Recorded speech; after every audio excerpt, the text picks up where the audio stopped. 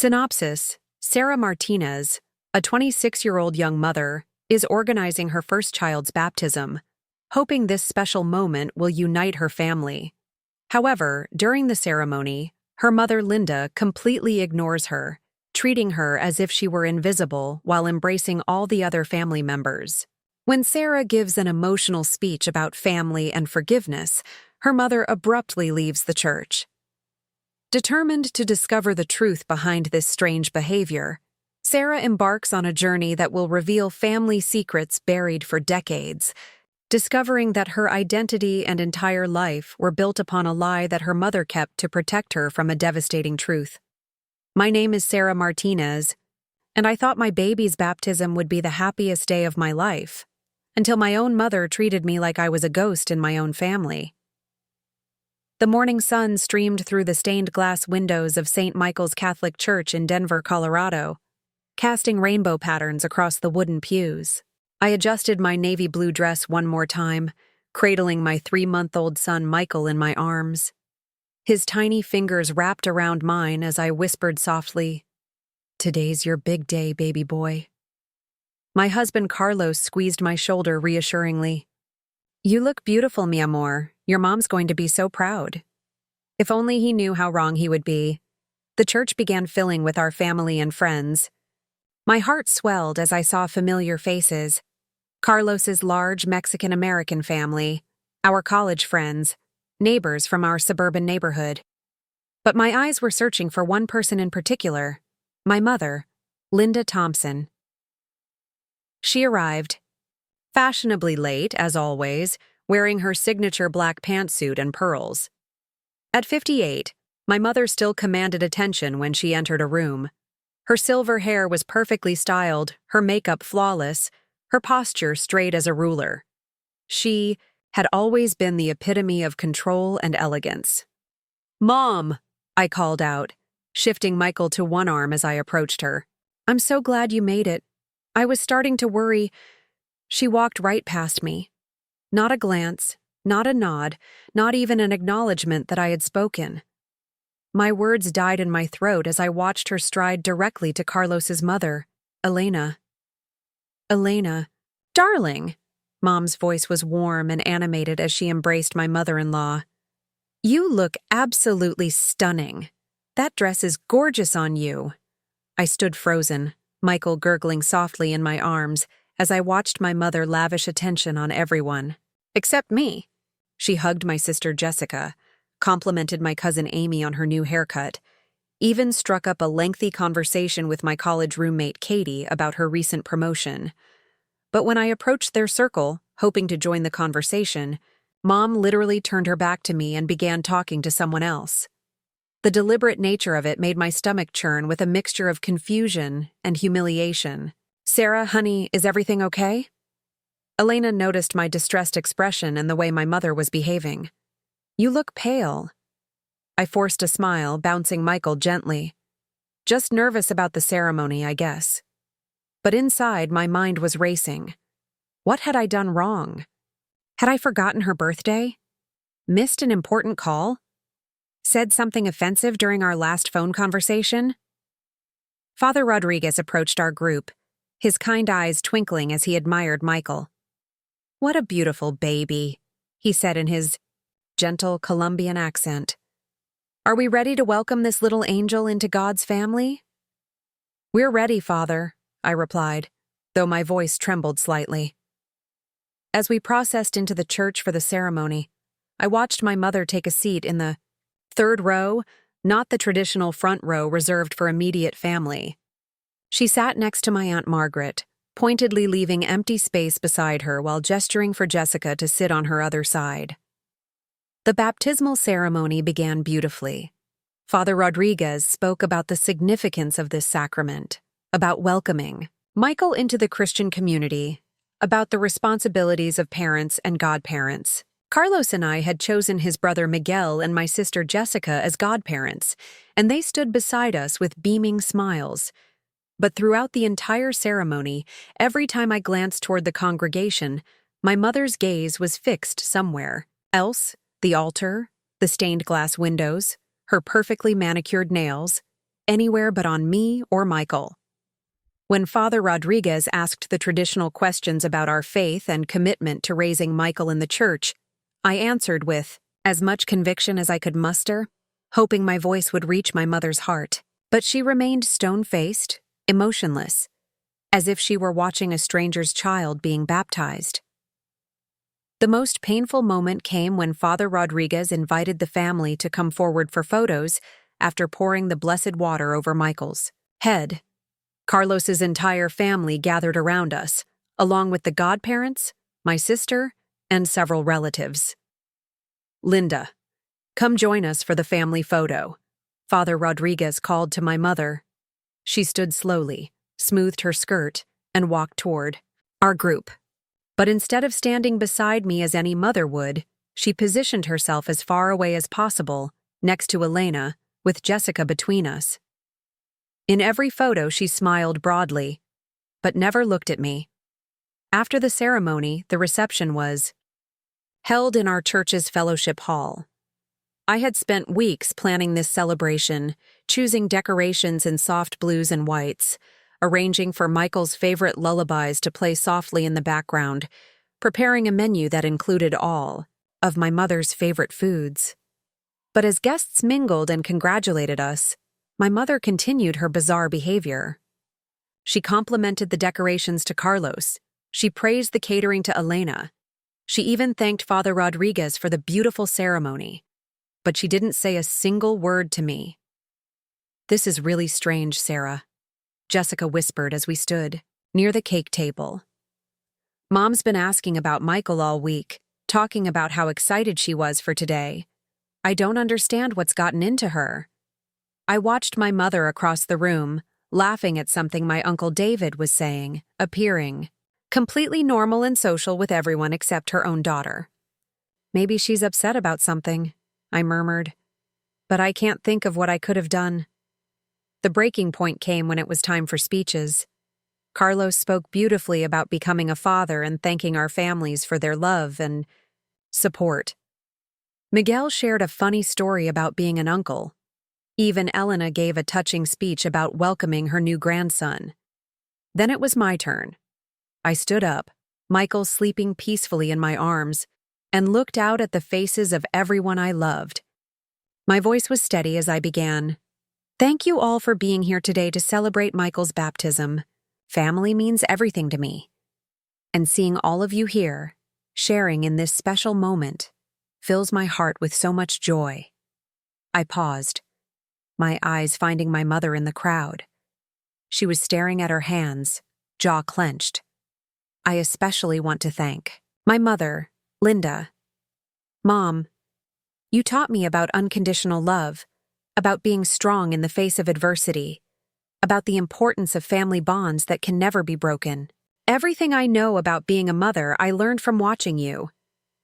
For a moment, my mother's eyes flicked up to meet mine. What I saw there wasn't pride or love, it was pain. Raw, deep pain that seemed to cut right through her. "I hope that someday, Michael will feel the same way about me that I feel about you.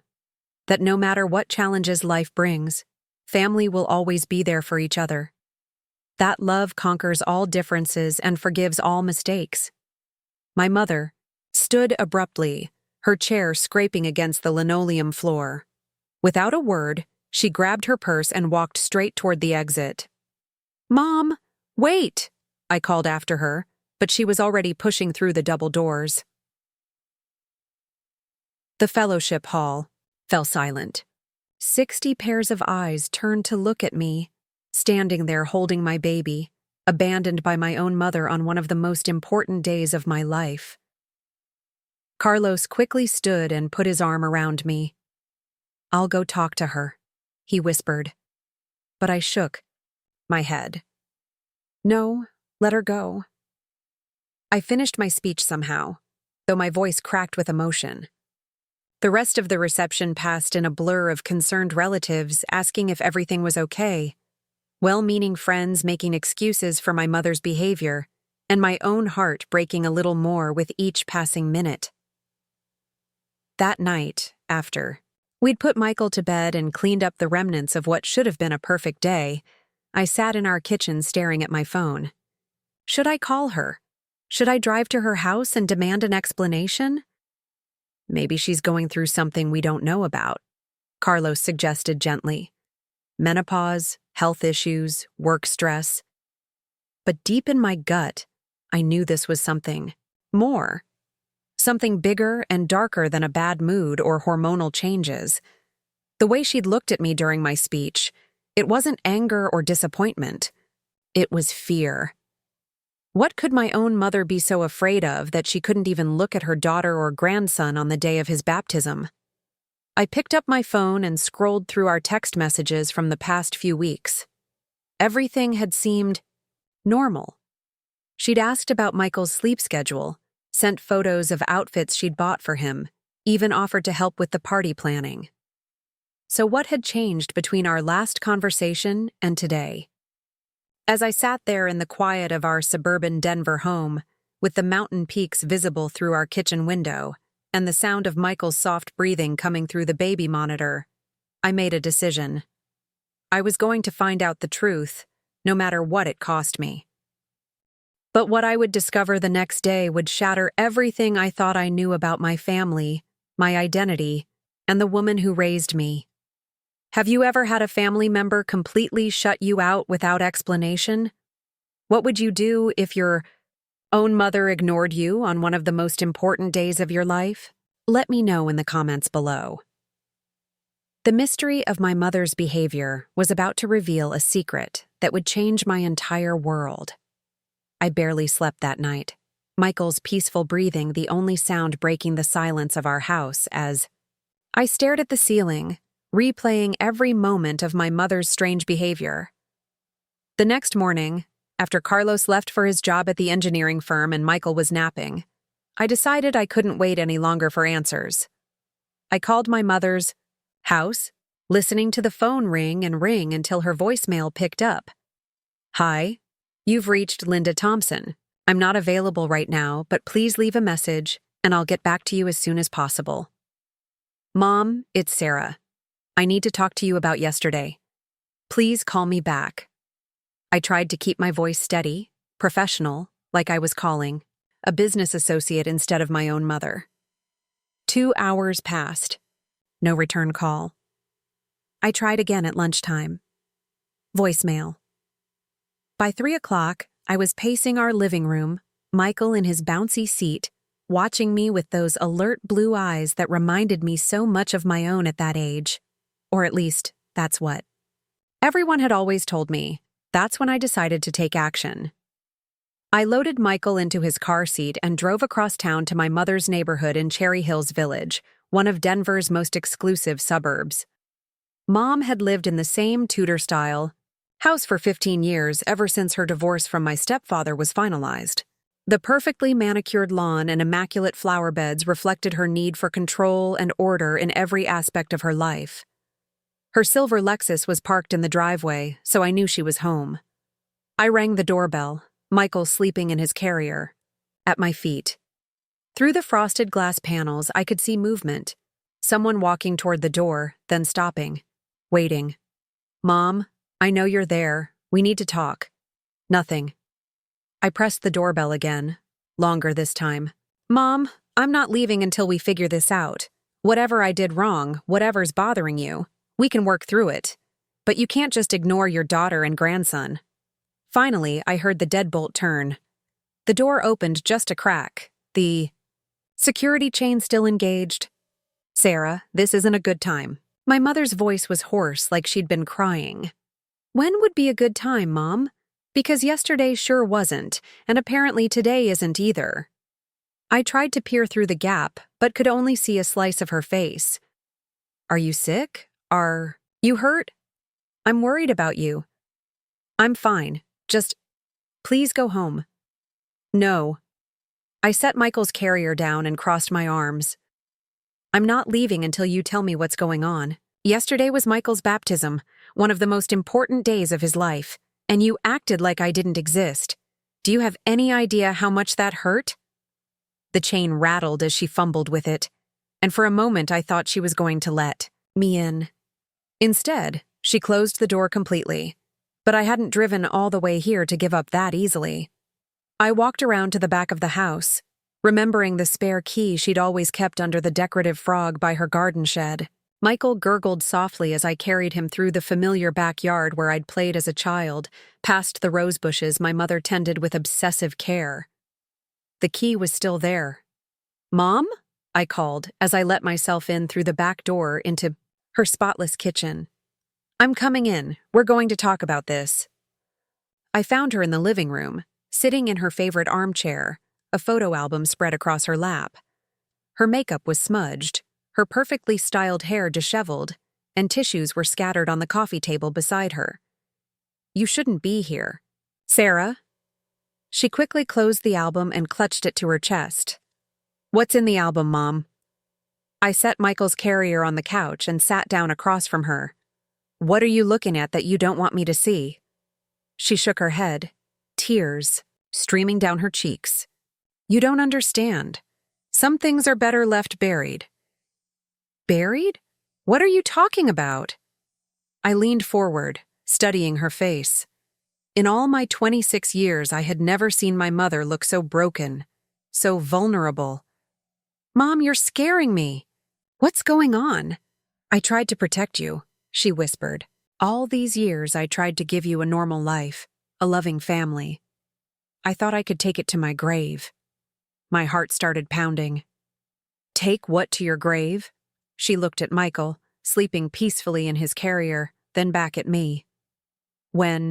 I saw him yesterday when I watched you holding your son. You looked so happy, so complete. And I realized that I've been living a lie for 26 years. "What lie, Mom? You're not making any sense." She stood up abruptly, still clutching the photo album. "I need you to leave, Sarah.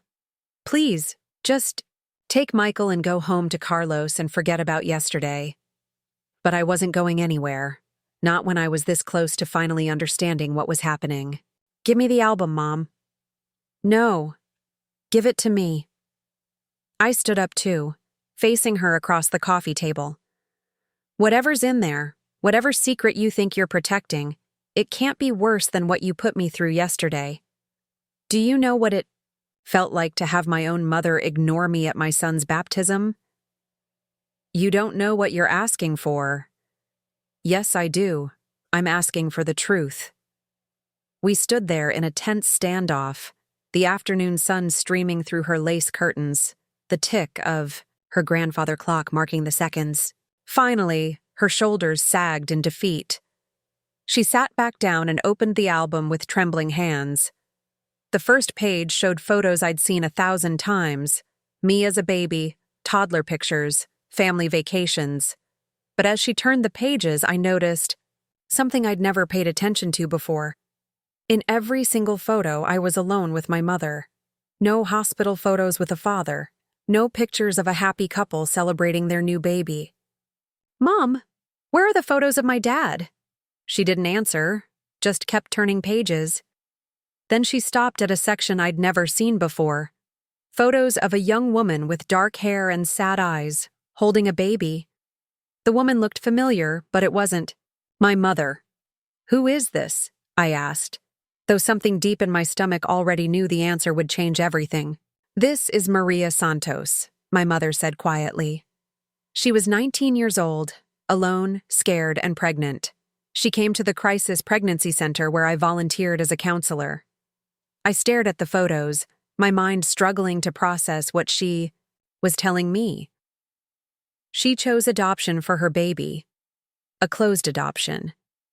She wanted her child to have everything she couldn't provide: a stable home, financial security, 2 loving parents. The room started spinning. "Mom." The adoptive family she chose was a nice couple from Denver. The wife was a teacher. The husband worked in construction. They'd been trying to have children for years. She looked up at me with eyes full of pain. But 2 weeks before the baby was born, they changed their minds, decided they wanted to travel instead, weren't ready for the responsibility. My hands were shaking as I reached for the album. The baby in the photos had my eyes, my nose, my tiny dimpled chin. Maria was devastated. She'd already signed the papers, made her peace with giving up her child. But now there was no family waiting. The baby would go into the foster system, might never find a permanent home. No, I whispered, though the truth was becoming undeniable. I was 43 years old, recently divorced, working as a real estate agent. I'd always wanted children, but never had the chance. When I looked at that beautiful baby girl, when I saw how much love Maria had for her daughter, even though she couldn't keep her.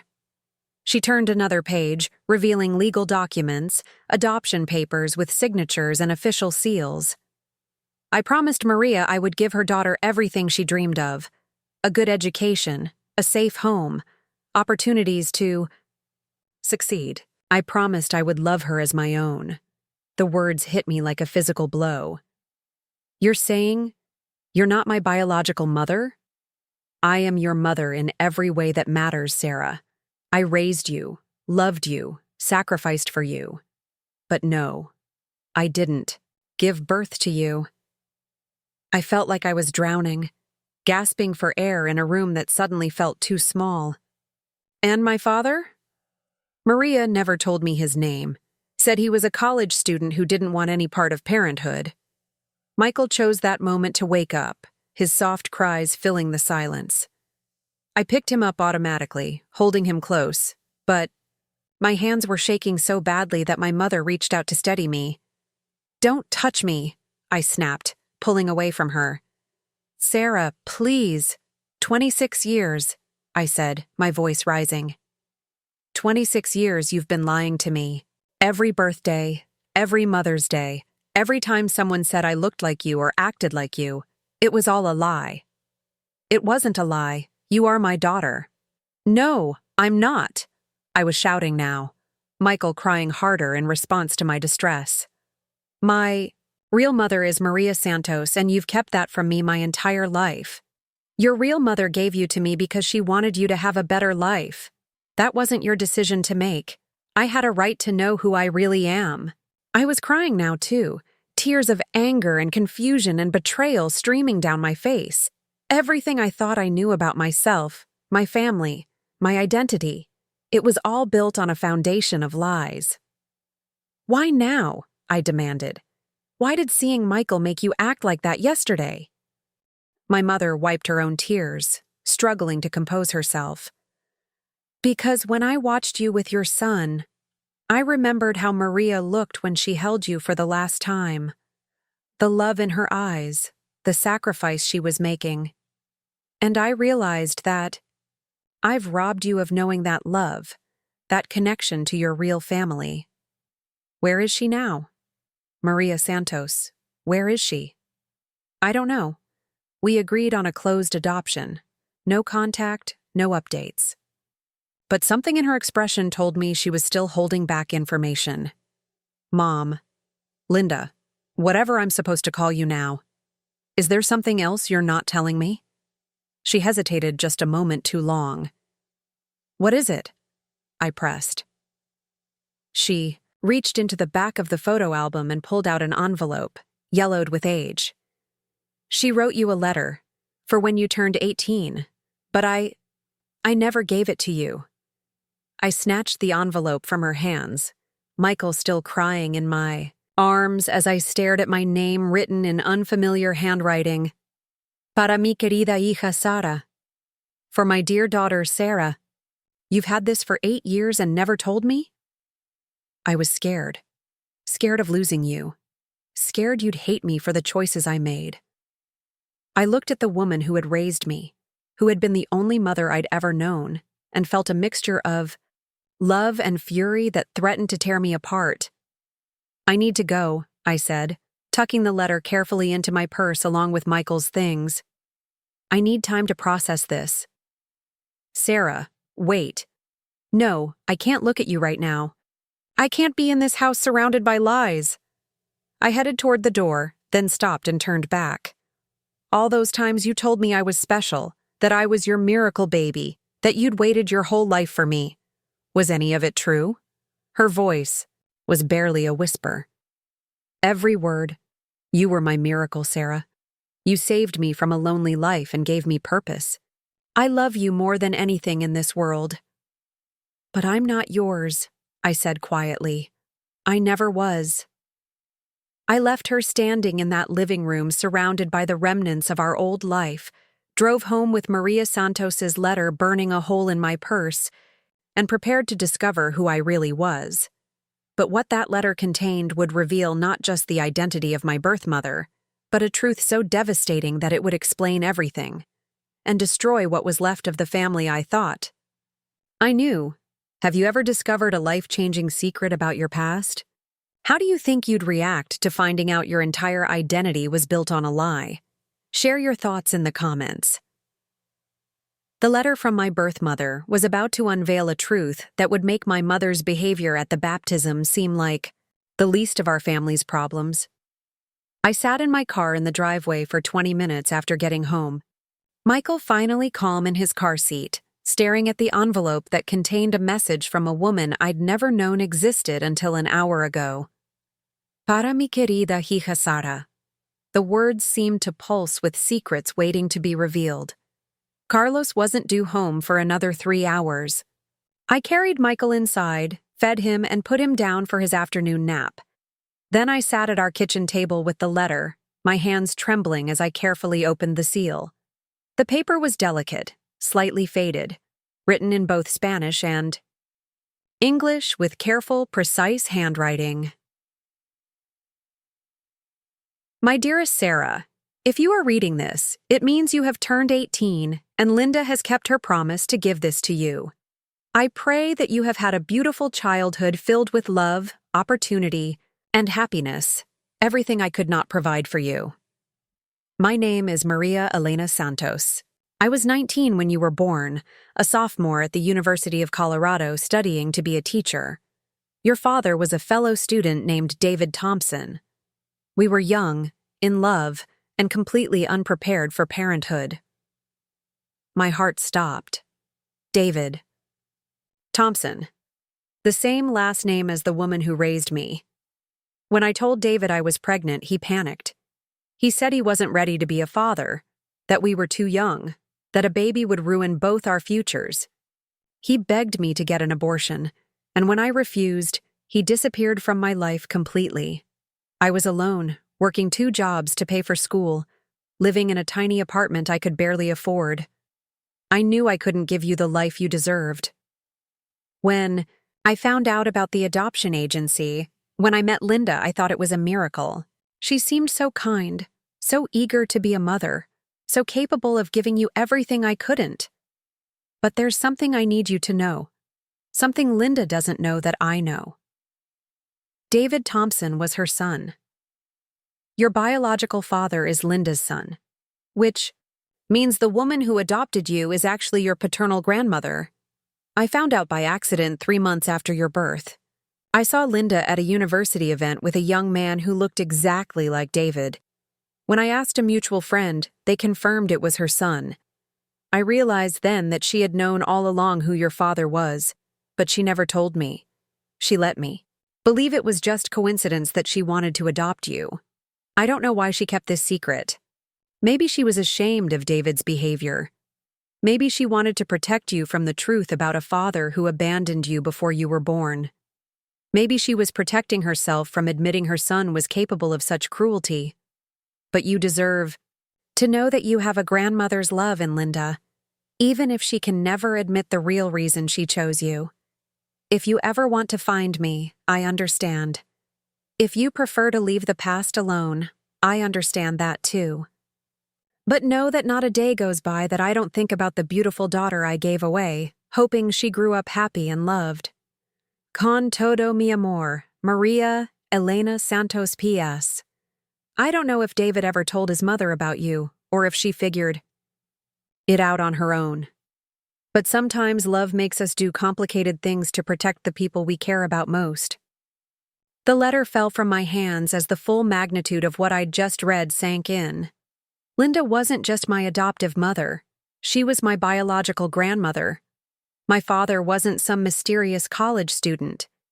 He was David Thompson, Linda's son, my adoptive mother's son, the man I'd called Uncle David my entire life. I ran to the bathroom and threw up. Uncle David, who sent me birthday cards every year. Uncle David, who'd taken me fishing when I was little. Uncle David, who lived in Seattle with his wife Karen and their 2 children. My half-siblings who had no idea I existed. Uncle David, who had looked me in the eyes thousands of times and never once acknowledged that I was his daughter. The room was spinning as fragments of memories crashed together in my mind. Linda's defensive behavior whenever I asked about my father. The way she always changed the subject when I mentioned wanting to find my biological parents someday. Her strange reaction to my DNA ancestry kit last Christmas. She'd actually talked me out of sending it in, claiming it was an invasion of privacy. And David, sweet, funny Uncle David, who'd been part of my life since childhood, who'd watched me grow up, graduate from college, get married. He'd walked me down the aisle at my wedding because Linda said she wanted both of us to share that honor with her. He'd danced with me at my reception, told me how proud he was of the woman I'd become, and never once acknowledged that he was my father. My phone rang. It was Linda. I couldn't bring myself to think of her as Mom anymore. Sarah, please let me explain. You knew, I said, my voice deadly calm. You knew David was my father the whole time. Silence. Didn't you? Sarah, didn't you? Yes. The word came out as barely a whisper. Jesus Christ, Linda. Do you have any idea what you've done? What you've put me through? What you've put Maria through? I was trying to protect you. Protect me from what? From knowing my father? From knowing I had a grandmother who loved me so much she adopted me? From knowing your father abandoned you before you were even born? Her words hung in the air between us, raw and painful. So you let me grow up thinking I was worthless, that my biological parents just didn't want me. You let me struggle with identity issues and abandonment problems my whole life instead of telling me the truth, that my grandmother loved me enough to save me from foster care, and my father was just a coward. David was young, Sarah. He was scared. David was old enough to get Maria pregnant. He was old enough to take responsibility for his actions, and you enabled him by covering it up for 26 years. I was pacing around my kitchen now, Michael's baby monitor crackling with his soft sleeping sounds from upstairs. Does he know? Does David know that you adopted his daughter? Another pause. Another damning silence. Oh my God. He knows.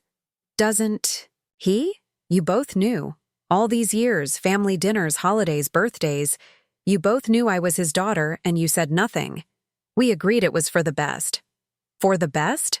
I was screaming now. For the best for who? For David? So he could pretend he never abandoned his child? For you? So you could have a daughter without admitting your son was a deadbeat father? What about what was best for me? What about what was best for Maria? Maria wanted a closed adoption. She wanted to move on with her life. Because she thought she was giving me to strangers. She thought she was doing the right thing for my future, not covering up your family's secrets. I could hear Linda crying on the other end of the phone, but I felt no sympathy for her tears. Where is she now? Maria Santos. Do you know where she is? I've kept track. I wanted to make sure she was okay. Where? She became a teacher, like she wanted. She lives in Boulder now. She's married, has 2 children. 2 children. I had half-siblings on my mother's side too. Kids who had no idea their mother had given up a daughter for adoption 26 years ago. Give me her information. Sarah, think about what you're doing. You're about to disrupt multiple families, destroy lives. No, Linda. You destroyed lives. You and David destroyed lives with your lies and your cowardice. I'm just trying to put the pieces back together. What about Michael? What about Carlos? Are you going to blow up your life, your marriage, your son's stability for people who are essentially strangers? They're not strangers. They're my family. My real family. I am your real family. She was sobbing now. I raised you, I loved you, I was there for every scraped knee, every broken heart, every milestone. I'm the one who sang you lullabies when you couldn't sleep and taught you to ride a bike and helped you with homework and celebrated every achievement. Doesn't that count for anything? Despite everything, her words hit me in the chest. She had been a good mother in so many ways, but it didn't change what she'd done. It counts for everything, I said quietly. But it doesn't excuse the lies, and it doesn't change the fact that I need to know who I really am. If you contact Maria, if you tell her the truth about David being my son, it will destroy her. She's built a life, a family. Her husband doesn't know about you. That's not my problem.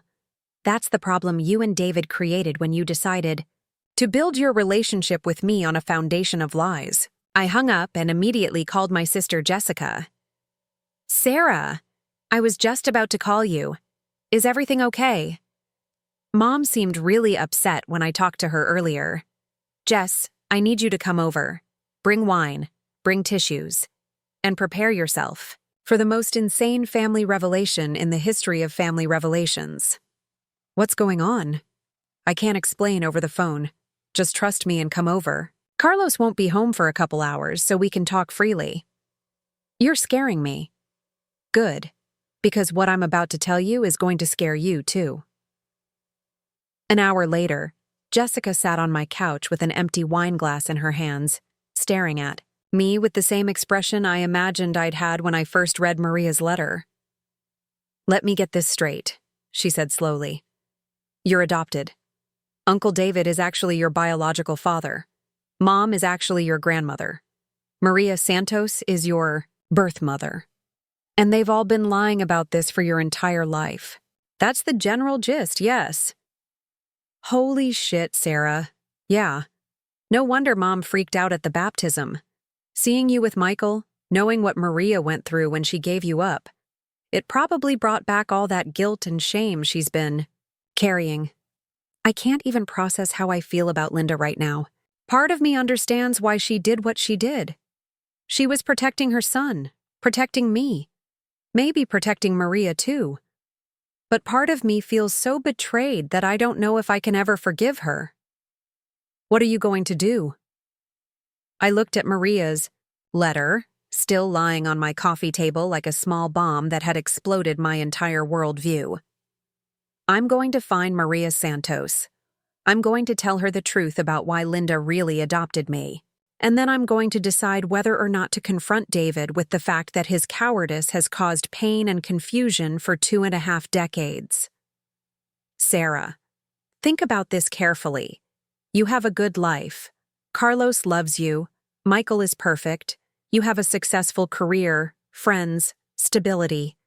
Are you really willing to risk all of that to chase ghosts from the past?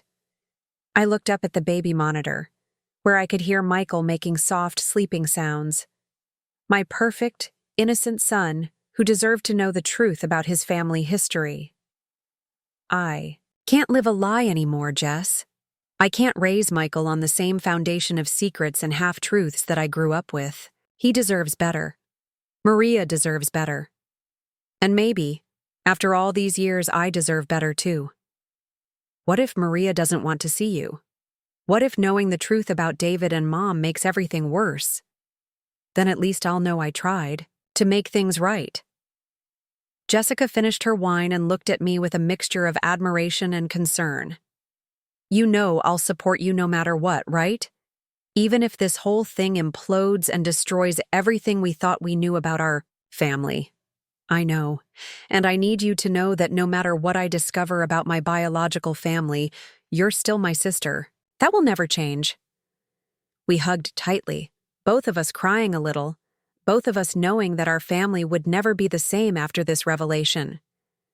That evening, after Carlos came home and I'd told him the whole story, after he'd held me, while I cried and assured me that he loved me no matter who my biological parents were, I sat down at my computer and began searching for Maria Elena Santos in Boulder, Colorado. It took me 2 hours, but I found her. Maria Elena Santos Rivera, 45 years old, married to Roberto Rivera, mother to twin boys aged 12. She worked as a fourth-grade teacher at Pine Creek Elementary School. Her Facebook profile showed a woman with kind eyes and graying hair, surrounded by students and family photos. She looked happy, complete, like someone who had moved on from the pain of giving up a daughter 26 years ago, and I was about to potentially shatter that peace with the truth about why her daughter had been adopted by the grandmother instead of strangers. I stared at her contact information for a long time, my finger hovering over the phone number. Carlos came up behind me and put his hands on my shoulders. "You don't have to do this tonight, mi amor. You can take time to think about it. If I wait, I'll lose my courage. Then maybe you should trust that instinct. Maybe some things are better left alone." I turned to look at him, this man who had married me not knowing that my entire family history was built on lies. What would you do if you found out your whole identity was fabricated, that people you trusted had been lying to you your entire life? He was quiet for a moment. I would want the truth, even if it hurt. I picked up my phone and dialed Maria's number before I could change my mind. It rang 3 times before a warm voice answered. "Hello? Is this Maria Santos Rivera?" "Yes. Who is this?" My heart was pounding so hard I could barely speak. "My name is Sarah Martinez. I think you're my birth mother." The silence on the other end of the line lasted so long I thought she might have hung up. Finally, "Sarah? My Sarah?" "Yes." I could hear her crying, hear someone in the background asking if she was okay. I never thought. "Linda promised me a closed adoption. How did you find me?" "It's complicated, Maria. There are things about my adoption that you don't know, things that Linda never told either of us. Can we meet? There's something I need to tell you about why she really chose to adopt me." "I don't understand. What do you mean why she really chose you?" I took a deep breath, knowing that my next words would change both our lives forever. "Maria, the man who got you pregnant, David Thompson, he's Linda's son. She's not just my adoptive mother. She's my biological grandmother, and she's known all along." The phone went silent again. Then I heard what sounded like something breaking, like Maria had dropped her phone or knocked something over. "Maria, are you there?" When she came back on the line, her voice was shaking. "She knew? Linda knew that David was her son when she adopted you?" "Yes. She knew, and David knew, and they never told anyone. Not you, not me, not even the rest of our family until yesterday." Oh my God. Oh my God. All these years I thought I was giving you to strangers. I thought I was doing the right thing, giving you a better life with people who had no connection to the father who abandoned us. You did do the right thing, Maria. You saved me. But Linda and David, they used your sacrifice to cover up their own family's shame. I need to see you. I need to see you right now. Are you sure? Maria, this is going to be overwhelming. There's a lot to process, a lot to explain. Sarah, I have thought about you every single day for 26 years. I have wondered if you were happy, if you were loved, if you ever thought about me. There is nothing in this world that could keep me from seeing you now. We arranged to meet the next morning at a coffee shop in Boulder, halfway between our two worlds. After I hung up, I sat in my kitchen holding my sleeping son, looking out at the Colorado mountains, and wondering if I was about to heal old wounds or create new ones. But for the first time since this whole ordeal began, I felt like I was finally moving toward the truth instead of running from it. The next day would bring face-to-face meetings with the woman who gave birth to me, confrontations with the man who abandoned me, and decisions that would reshape my family forever. What would you do if you discovered your entire life was built on such an elaborate lie? Would you choose the comfort of the familiar deception or the painful uncertainty of the truth? Let me know in the comments below. The most emotional reunion of my life was about to begin, and with it, the final reckoning that would determine whether my family could survive the weight of 26 years of secrets. End of story. Have you ever experienced family secrets that changed everything you thought you knew about yourself? How did it affect your relationships? Share your story in the comments below, and don't forget to subscribe for more incredible true stories of family drama, shocking revelations, and the power of truth to both destroy and heal. Sometimes the most painful discoveries lead to the most beautiful new beginnings.